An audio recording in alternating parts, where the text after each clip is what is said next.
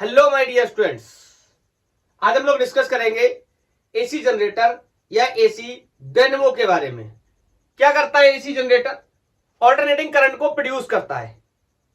आज electromagnetic induction का last lecture होने वाला है और आज हम लोग डिस्कस करेंगे एसी जनरेटर, मतलब इससे ऑल्टरनेटिंग करंट पैदा करेंगे जो कि बिल्कुल डिफरेंट करंट होगी जिसकी आज तक हमने पढ़ाई करी थी। डीसी से बिल्कुल अलग करंट होगी। और आज के बाद जब हम नए लेक्चर में जंप करेंगे, नेक्स्ट लेक्चर में ऑल्टरनेटिंग करंट की पढ़ाई करेंगे। आज प्रोड्यूस करेंगे, फिर नेक्स्ट लेक्चर से पढ़ाई करेंगे। ये जो प्रिंसिपल है ऑल्टरनेटिंग जनरेटर का, ये प्रिंसिपल हम जहां पर भी एसी का प्रोडक्शन होता है, कॉन्सेप्ट यही रहने वाला है। चाहे हमारे घरों में जनरेटर जो होता है जिससे हम अपने घरों में एसी सप्लाई देते हैं, या फिर बड़े बड़े टरबाइन या विंड माइल की मदद से हम आर्मेचर कॉइल को घुमाते हैं। डिफरेंस इतना है, घरों में जो जनरेटर पाया जाता है उसके आर्मेचर कॉइल को घुमाने के लिए हम उसमें फ्यूल डीजल डालते हैं, और बड़े बड़े टरबाइन या फिर विंड माइल को घुमाने के लिए टरबाइन के केस में वाटर फॉलिंग कराते हैं, और विंड माइल के केसेस में हम लोग क्या करते हैं, हवा से उसको घुमाते हैं। Is that clear? तो पहले समझते हैं इसके कंस्ट्रक्शन को और ये किस तरीके से एसी करंट को प्रोड्यूस करता है, उसके बारे में भी डिस्कस करेंगे।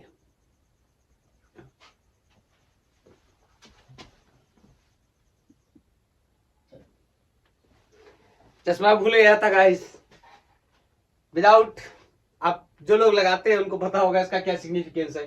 चलो इसके बारे में डिस्कस करना शुरू करते हैं। इसके मेनली 3 पार्ट्स होते हैं एसी जनरेटर के।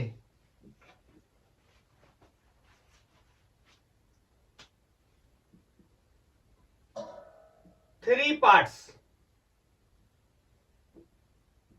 पार्ट्स में अगर मैं बात करूं, ये मैग्नेट, दूसरा आर्मेचर कॉइल,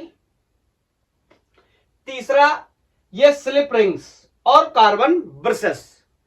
इनके क्या क्या काम होते हैं सबके बारे में डिस्कस करेंगे। A magnet, comma armature coil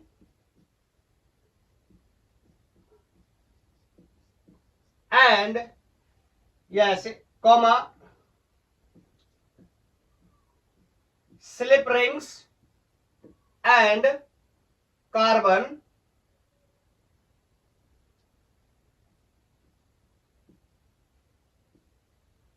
brushes. ये जो मैंने ब्लैक मार्क किए हुए हैं, सेट किए हुए हैं, ये कार्बन ब्रशेस है। C1 और C2 जिसपे लिखा हुआ है ये यहां पे मैंने मार्क किए हुए स्लिप रिंग्स है। क्या काम है सबका एक एक करके डिस्कस करते हैं। सबसे पहली बात मैं अगर बात करूं मैग्नेट की,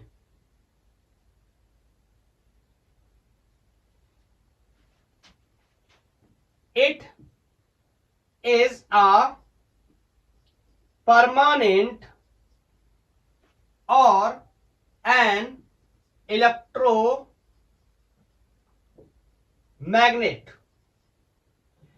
ये परमानेंट मैग्नेट हो सकता है या इलेक्ट्रोमैग्नेट हो सकता है। अब आज की डेट में मेरे से कोई अगर ये सवाल पूछता है what is it mean electromagnet, so this question is not valid here. मैंने आपको मैग्नेटिज्म एंड मैटर के अंदर यहां पर मैंने कंपैरिजन आपको बताया है सॉफ्ट आयरन कोर के बारे में और स्टील के बारे में, वहां पर आपको मैंने बताया हुआ है। Is that clear? तो ये मैग्नेट के परमानेंट मैग्नेट या फिर इलेक्ट्रोमैग्नेट्स हो सकते हैं। आर्मेचर कॉइल की अगर मैं बात करूं, ये आर्मेचर कॉइल किसी सॉफ्ट आयरन कोर के ऊपर वायर्स की बाइंडिंग की जाती है, लपेट करके तैयार किया जाता है। अब यहां पर क्वेश्चन पैदा होता है वाई सॉफ्ट आयरन। तो मैंने आपको इसके बारे में पहले से भी बता रखा है, जहां पर हमने अगेन मैग्नेटिज्म एंड मैटर में पढ़ाई करी थी, तो सॉफ्ट आयरन कोर के बारे में हमने डिस्कस किया था। सॉफ्ट आयरन कोर ऐसा मटेरियल होता है जो बहुत ही जल्दी मैग्नेटिक फील्ड में मैग्नेटाइज हो जाता है, मतलब जो खुद को बहुत ही जल्दी मैग्नेट बना लेता है। हाँ, इसकी रिसेंटिविटी कोर्सिविटी कम होती है, मैग्नेट को हटाने पर ये बहुत जल्दी डीमैग्नेटाइज भी हो जाता है, वो अलग बात है। लेकिन हमारा यहां पर उद्देश्य किस लिए है, हमने इसको मैग्नेटिक फील्ड में रखा है, इस फ्रेम के ऊपर चढ़े हुए है कौन, वायर की बाइंडिंग की हुई है। तो मैं चाहता हूं ये फ्रेम भी जल्दी से क्या हो जाए, मैग्नेटाइज हो जाए, इट मींस मैग्नेट बने, जिससे क्या होगा, मैग्नेटिक फील्ड और भी स्ट्रांग होंगी। Is that clear? Why soft iron core? Is that clear? चलो, तो मैं इसके बारे में मेंशन कर देता हूं। It is a coil generally bounded over soft iron core. Clear है? सॉफ्ट आयरन कोर के बारे में भी बता देता हूं। Soft iron core increases magnetic strength, ऐसे भी बोल सकते हैं, मैग्नेटिक स्ट्रेंथ को क्या करता है, इंक्रीज कर देता है। कौन? Soft iron core. Due to high magnetization, इसका मैग्नेटाइजेशन क्या होता है, बहुत ही ज्यादा होता है। जिन लोगों को इस बात को बहुत ही अच्छे से और क्लियर वे में समझना है, वो YouTube पर जाकर मेरा लेक्चर देख सकते हैं, हिस्टेरेसिस लूप। YouTube पे टाइप करिए हिस्टेरेसिस लूप। पहले तो मैंने हिस्टेरेसिस लूप या हिस्टेरेसिस कर्व का एक्सप्लेनेशन दिया है, उसके बाद मैंने कंपैरिजन किया है सॉफ्ट आयरन का। Is that clear? तो वहां पर आप जाके देखेंगे तो आपको क्लियर पता चल जाएगा और ज्यादा रीजन भी आपको क्लियर हो जाएंगे। ठीक है? और आगे, two ends of coils are connected to two slip rings.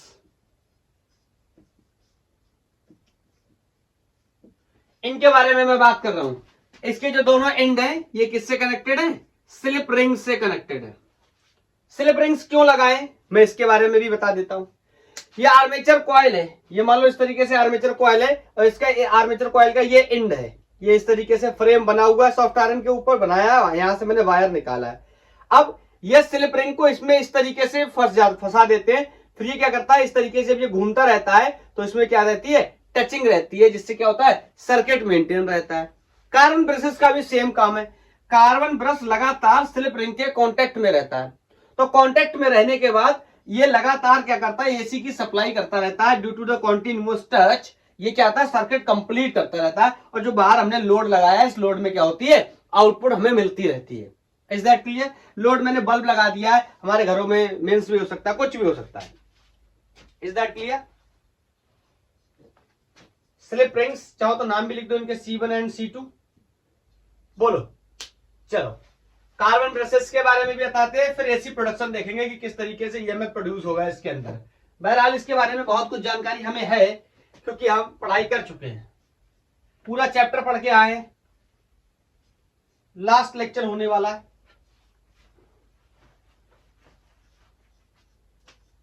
Third one is brushes.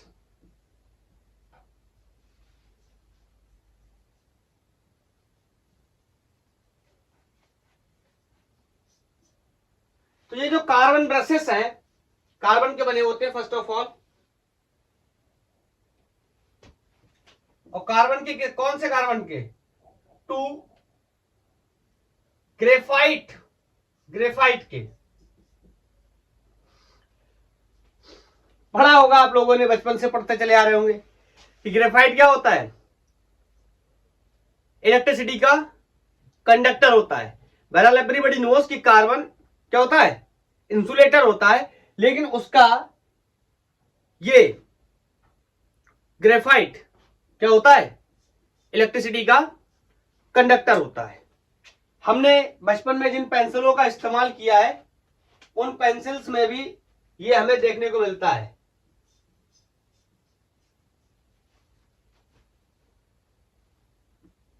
B1 and B2 बताओ क्या करते हैं, बताओ क्या करते हैं, permanent touches the slip rings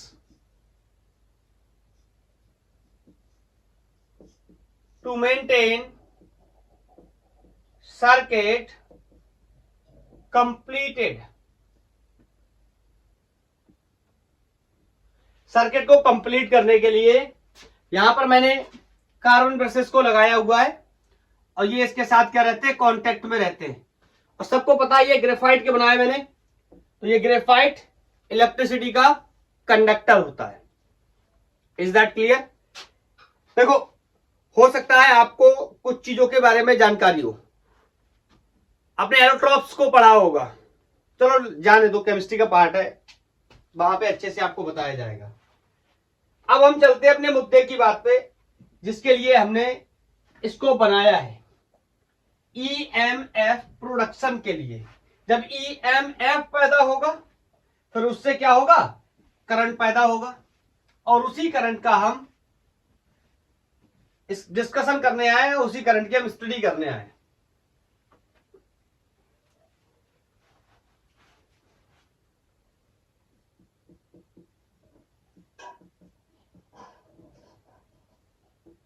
EMF production हम लोगों ने पढ़ाई कर रखी है। जब भी कोई कॉइल मैग्नेटिक फील्ड में मूव करती है और कुछ इस तरीके से मूव करे कि उसका फ्लक्स चेंज हो, तो उसके अंदर एक इंड्यूस्ड ईएमएफ पैदा होता है, जिसकी वजह से उसमें एक इंड्यूस्ड करंट पैदा होती है। और इंड्यूस्ड करंट की जो डायरेक्शन है वो लेंज लॉ को फॉलो करती है, प्रोडक्शन फैराडे लॉ को फॉलो करता है। यहां पर ध्यान से आप देखेंगे तो क्या हो रहा है, ये आर्मेचर कॉइल जो लगा हुआ है, इस आर्मेचर कॉइल को, इसका एक्सेस ऑफ रोटेशन ये दिख रहा है आपको, ये मैंने डॉटेड लाइन जो बनाई है एक्सेस ऑफ रोटेशन है, इसके अबाउट इस तरीके से क्या कर रही है, घूम रही है, लाइक दिस, इस तरीके से रखा हुआ है, और यह इसके अबाउट इस तरीके से घूम रहा है ये आर्मेचर कॉइल, लाइक दिस। अब बताओ, अगर ये रोटेट कर रहा है तो आपको फ्लक्स का बेसिक एक्सप्रेशन पता है, B A cos theta. Magnetic field change होगा तो भी फ्लक्स चेंज हो जाएगा, मैंने बहुत लॉन्ग डिटेल डिस्कशन आपको बताया हुआ है, लेक्चर नंबर 1 इलेक्ट्रोमैग्नेटिक इंडक्शन, आप चाहो तो चेक कर लो अगर आपको कोई डाउट है तो। और एरिया चेंज होगा तो भी फ्लक्स चेंज हो जाएगा, या orientation means cos theta change होगा तो भी चेंज हो जाएगा। यहां कॉइल का एरिया चेंज नहीं हो रहा है, वो अलग बात है। मैग्नेटिक फील्ड भी चेंज नहीं हो रही, क्योंकि जो मैग्नेट एक बार लगाए वो लगे हुए, लेकिन घूमने की वजह से क्या हो रहा है, ओरिएंटेशन चेंज हो रहा है, इट मींस एंगल चेंज हो रहा है। तो एंगल के चेंज होने से, ओरिएंटेशन के चेंज होने से फ्लक्स क्या होगा, चेंज। और फ्लक्स का अगर चेंज हो गया तो हमारा काम बन गया। हमें फर्क नहीं पड़ता कि मैग्नेटिक फील्ड से चेंज हो फ्लक्स, एरिया से चेंज हो फ्लक्स, या एंगल से चेंज हो, हमारे लिए मुद्दे की बात क्या है कि फ्लक्स चेंज होना चाहिए। तो फ्लक्स अगर चेंज हो जाएगा तो इस कॉइल में एक इंड्यूस्ड ईएमएफ पैदा हो जाएगा, और उस इंड्यूस्ड ईएमएफ से एक इंड्यूस्ड करंट पैदा हो जाएगी। कैसे, चलो इसको मैथमेटिकली समझने की कोशिश करते हैं। कुछ चीजें मान लेते हैं मैथमेटिकल कैलकुलेशन के लिए। Suppose the area of coil is a, इस कॉइल का एरिया ए मान लेते हैं, और मैग्नेटिक फील्ड मान लो जो भी लगाया मैंने वो बी है, उसका सेटअप बी कर लेते हैं। और it contains an number of turns. आप पता बहुत ही ज्यादा इस तरीके से हमने इसके ऊपर क्या हुआ, टर्निंग की हुई है, capital N number of turns, N turns है इसके ऊपर, बोलो। अब आगे सुनना, ये क्या कर रहा है, it is rotating at a constant angular speed लिखना चाहिए, at a constant angular speed omega. ये इस ओमेगा कांस्टेंट एंगुलर स्पीड से क्या कर रहा है, घूम रहा है। Is that clear? बोलो। मैं शुरुआत में ऐसा एज्यूम कर ले रहा हूं एट टी इक्वल टू 0। देखो कहीं ना कहीं से तो शुरू करना ही पड़ेगा। बोलो, ये घूम रहा है तो घूमते हुए कहीं पर एक बार पिक्चर ले लेता हूं, उसको टी इक्वल टू 0 बोल देता हूं, क्यों मैं यहां से देखना शुरू कर रहा हूं। और एरिया मैग्नेटिक फील्ड के परपेंडिकुलर पैरेलल कुछ भी मान लो एक सिचुएशन मुझे दिखाई दे जाएगी, उसके बाद ये घूमेगा, मैं बाकी सिचुएशंस के बारे में डिस्कस कर सकता हूं। तो मैं ये बोलना चाहता हूं एट टी इक्वल टू 0 पे जब मैंने इसको देखा तो मैं कह सकता हूं plane of coil is perpendicular to magnetic field. जिन लोगों को थोड़ा भी अगर इसमें डाउट है, लाइट की वजह से डिस्टरबेंस हो गया उसके लिए सॉरी, दोबारा से कैरी करते हैं। मैंने मान लिया टी इक्वल टू 0 पे plane of the coil is perpendicular to the magnetic field. मतलब कहानी कुछ ऐसी है कि मैग्नेटिक फील्ड लाइन इस तरीके से है और ये प्लेन, मान लो ये कॉइल है तो इसका प्लेन परपेंडिकुलर है, तो इससे फील्ड लाइंस पास करके जाएंगे तो क्या बनेगा, फ्लक्स। या इसी बात को मैं ऐसे भी लिख सकता हूं, और area vector is parallel to magnetic field. दोनों एक ही बातें हैं, एरिया परपेंडिकुलर है और ये वेक्टर क्या है, पैरेलल। मैं आपको बहुत बार बता चुका हूं एरिया कैसे कैलकुलेट करते हैं, इस तरीके से घुमाएंगे एरिया आउटवर्ड। बोलो, लंबाई से चौड़ाई की तरफ घुमाएंगे लाइक दिस, और अंगूठा क्या बताएगा, डायरेक्शन। तो this is the direction, perpendicular outward. Okay, so direction of magnetic field and area vector are parallel to each other। तो ये कहानी हो गई। अब मैं मैथमेटिकल कैलकुलेशन करना चाहता हूं तो मैं इस चीज को यहां से हटा रहा हूं। अब बताओ, मैग्नेटिक फील्ड लाइंस जब किसी एरिया से परपेंडिकुलरली पास करेंगी, इट मींस वहां क्या जनरेट होगा, फ्लक्स। और फ्लक्स के लिए मैं बेसिक एक्सप्रेशन का यूज कर सकता हूं, phi is equal to B A cos theta.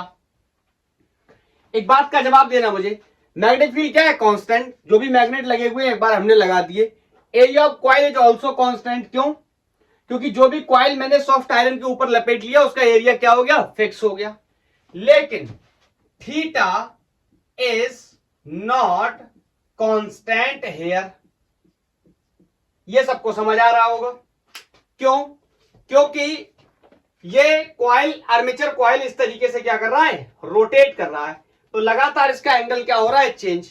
तो क्यों ना मैं इसको एंगल के टर्म्स, एंगल को एंगुलर वेलोसिटी के टर्म्स में लिख लूं, और इसको हम क्लास 11 से पढ़ते चले आ रहे हैं इस तरीके से, angular velocity is equal to angular displacement per unit time. So theta will be equal to omega t. So I can replace theta with omega t. तभी तो फंक्शन बनेगा ना साइनोसॉइडल। समझ रहे हो? अब माइकल फैराडे के नियम के हिसाब से, using Faraday law, Faraday law कहता था जब भी किसी क्लोज लूप से फ्लक्स वेरी करता है तो उसके अंदर एक इंड्यूस्ड ईएमएफ पैदा होता है, और उस इंड्यूस्ड ईएमएफ से इंड्यूस्ड करंट और direction of current Lenz law को फॉलो करती है।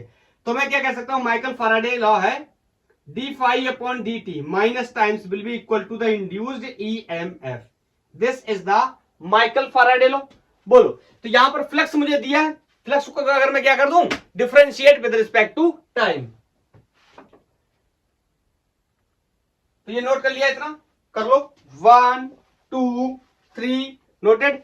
अब मैं यहां से इसको डिफरेंशिएट करूंगा और इक्वेशन बनाएंगे करंट का।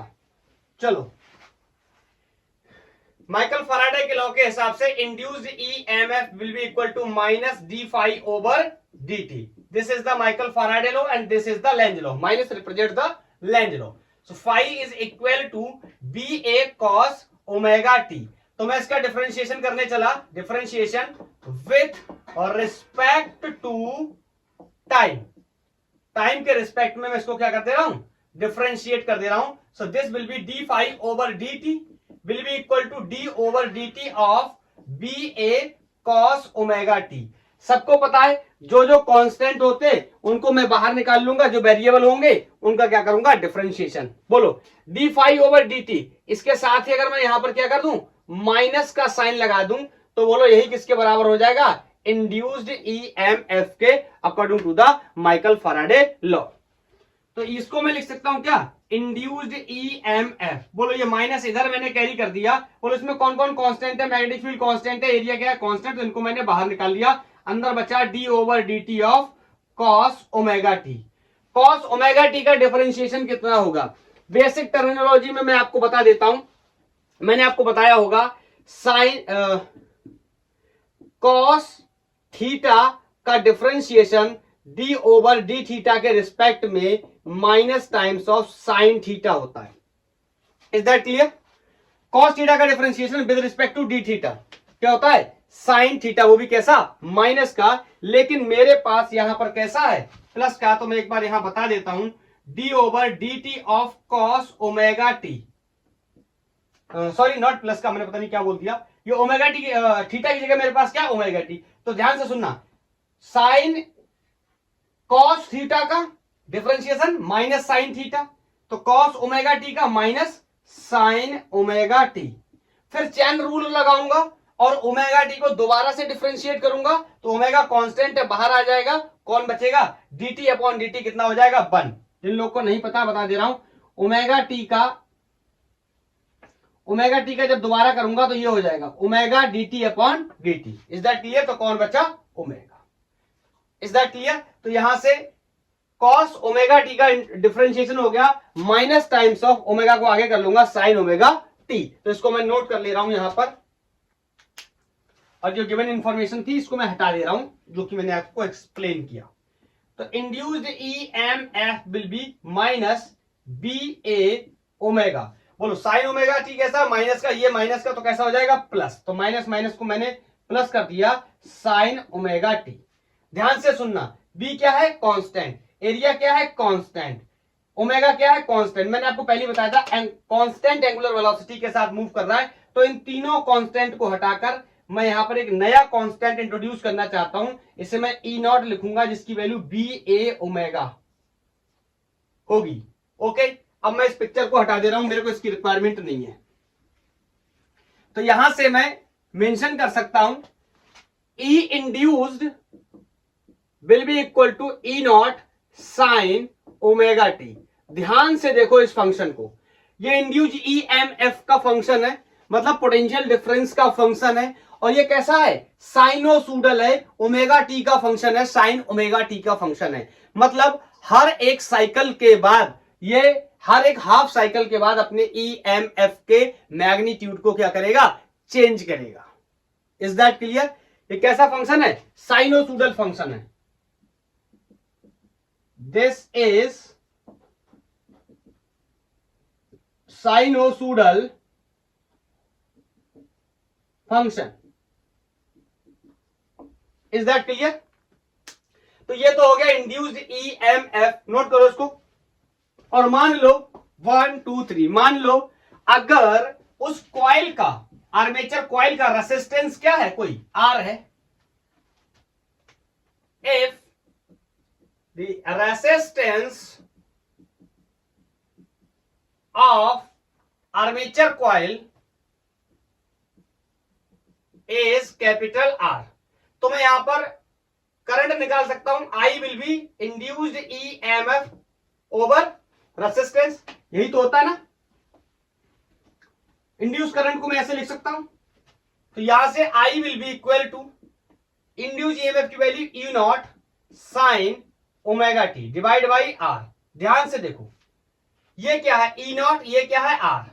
ई नॉट एक प्रकार का क्या है, पोटेंशियल. तो तो आई नॉट लिख दूंगा मैं किसको, ई नॉट अपॉन आर को, और यहां पर एक फंक्शन बनकर तैयार हो गया I equal to I naught sine omega T. ये करंट का फंक्शन हो गया, ये पोटेंशियल का फंक्शन हो गया। चाहो तो इसको आप ऐसे भी लिख सकते हो, B equal to B naught sine omega T. Next lecture में जब मैं एसी स्टार्ट करूंगा तो यहीं से स्टार्ट करूंगा, इस तरीके से लिखूंगा ऑल्टरनेटिंग करंट जब स्टार्ट करूंगा। Is that clear? मैं यहां पर एक बात आपको बताना चाहता हूं, I naught and B naught are the peak value, peak या फिर मैक्सिमम वैल्यू, ठीक है। ये जो भी वैल्यू होगी करंट की या पोटेंशियल की, ये वैल्यू क्या होगी, मैक्सिमम होगी। तो ये करंट कैसा मिला? ये करंट तो बिल्कुल ऑर्डिनरी करंट है, एक अलग तरीके का करंट है। ऐसा करंट तो हमने कभी देखा नहीं। हमने कैसा करंट देखा? हमने देखा एक बैटरी है कोई 5 वोल्ट की, जिससे एक करंट फ्लो हो रहा है लेट्स से 1 एम्पियर का, और वो 1 एम्पियर ही रहने वाला है। लेकिन ये 1 एम्पियर नहीं रहने वाला है, ये 1 एम्पियर होगा t इक्वल टू 0 पे, ये 0 हो जाएगा। मेरी बात समझ गया? टाइम का फंक्शन है, टाइम चेंज होगा करंट चेंज हो जाएगा। अगर t इक्वल टू 0 डाल दूं तो करंट 0 हो जाएगा। अगर t इक्वल टू यहां पर मैं 2 पाई अपॉन ओमेगा डाल दूंगा तो भी ये 0 हो जाएगा। t इक्वल, समझ रहे ना? अरे साइन 2 पाई की वैल्यू कितनी होती है, 360 की वैल्यू 0 होती है। तो ये जो मतलब कहने का ये है कि टाइम किस पे डिपेंड, सॉरी करंट किस पे डिपेंड कर रहा है, टाइम पे। और किस तरीके से, साइन और कोसाइन के फंक्शंस के साथ।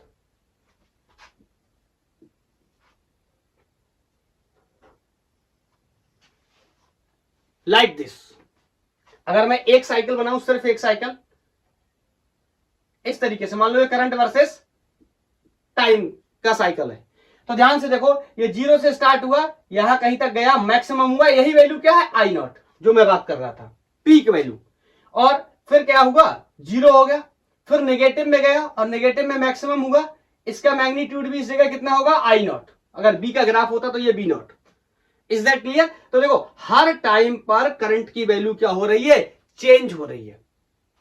और ऐसा करंट जो फेज डिफरेंस पे डिपेंड करे, अपनी वैल्यू को लगातार चेंज करे in the form of cycle, ऐसी करंट को या ऐसे पोटेंशियल को हम ऑल्टरनेटिंग करंट या ऑल्टरनेटिंग पोटेंशियल के नाम से, वोल्टेज के नाम से जानते हैं। और इसकी value v equal to V naught sine omega T या i equal to I naught sine omega T. ये वैल्यूज होती है करंट और पोटेंशियल की। This is the AC current, AC, this is a B, alternating voltage. ये बिल्कुल अलग है। हमारी कंडीशन क्या होती है, तो जो आज तक हमने पढ़ाई करी थी वो I equal to I naught ऐसा होता था। मान लो 5 एम्पियर की करंट, या B equal to V naught, मान लो 10 वोल्ट की बैटरी। कभी ऐसा नहीं होता था कि 5 वोल्ट कुछ समय के बाद 6 वोल्ट हो जाएगा, ऐसा कभी नहीं होता था। ज्यादा से ज्यादा क्या होता था, 5 वोल्ट, अगर एग्जाम्पल की 10 वोल्ट की बैटरी है तो ज्यादा से ज्यादा ये 0 हो सकता है बैटरी डिस्चार्ज होने के बाद।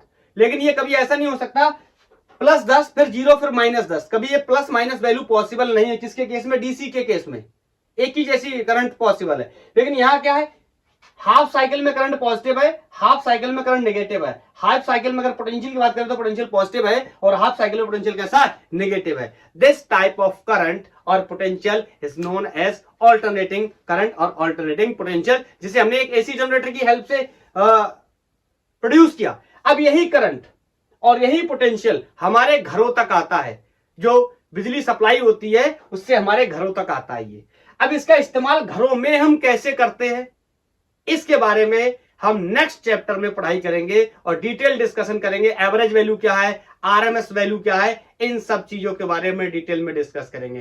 तो इस तरीके से बेचारा इलेक्ट्रोमैग्नेटिक इंडक्शन खत्म होता हुआ और नेक्स्ट लेक्चर से हम लोग एंट्री करेंगे ऑल्टरनेटिंग करंट के बारे में पढ़ाई करेंगे, एवरेज करंट की पढ़ाई करेंगे, आरएमएस करंट की पढ़ाई करेंगे, प्योर रेसिस्टर लगाएंगे, प्योर कैपेसिटर लगाएंगे, प्योर इंडक्टर लगाएंगे सर्किट के अंदर, फिर तीनों ही लगाएंगे, एलसीआर सर्किट जैसी चीजों की पढ़ाई करेंगे। तो आज के लिए इतना ही। थैंक यू, धन्यवाद। पढ़ाई करते रहिए।